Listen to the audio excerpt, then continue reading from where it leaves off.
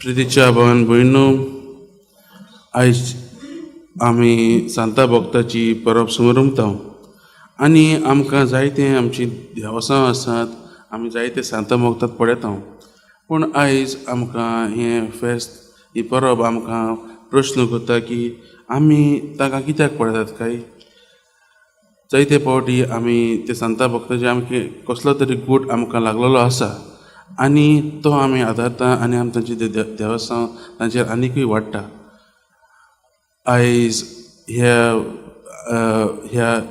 मिसाच्या बलिदानांत आमी वांटो घेतना आमी होच प्रश्न करुया, हे सांता भक्ता कडल्यान आमी कितें घेवंक जाता काय.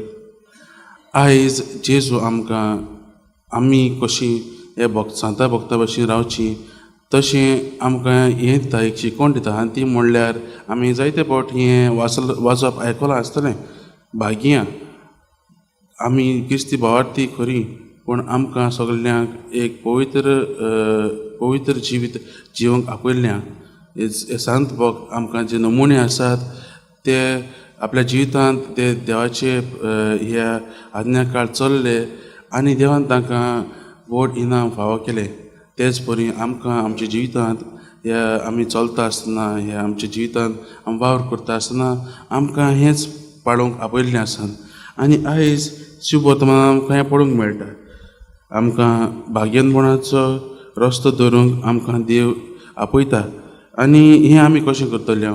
हीं आमकां आयची हीं भाग्यां जीं दिल्लीं आसात तीं आमकां ती पडल्यारूच आमकां खरें भाग्यवंतपणाच्या रस्त्यार चलूंक आमच्यान जातलें.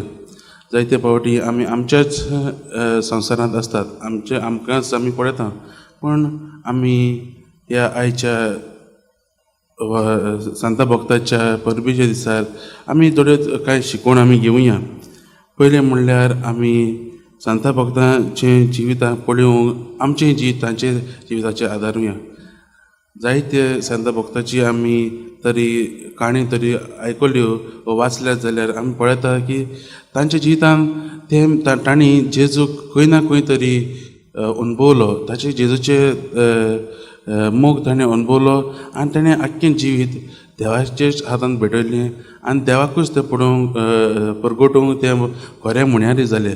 आयज तांचें जिवीत पळोवन आमी सांता भक्ताचे भाशेन जावंक आमी वावरूंक गरजेचें.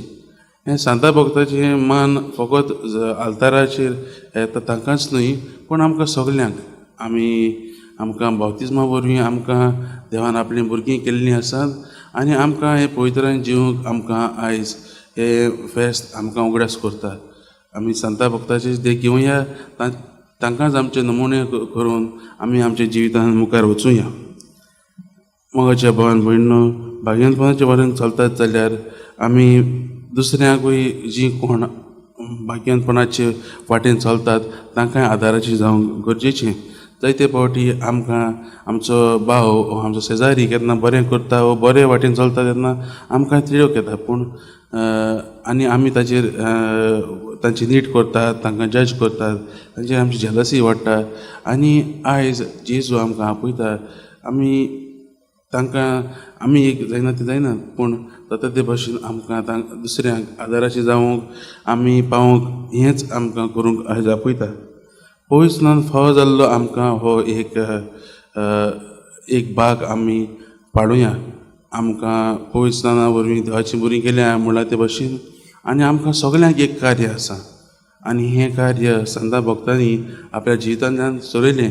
तेंच आमकांय दर एक क्रिस्ती भावार्थी, दर एक क्रिस्ती फाटलावदारां आमी आमचे खरें ह्या क्रिस्ती भावार्थीच्या आपोवणे आमी पाडूंक आमी मुखार वचूंक गरजेचें. कांय बऱ्यो शिकवण्यो आमकां ह्या आयच्या परबीच्या दिसार आमकां मेळटात.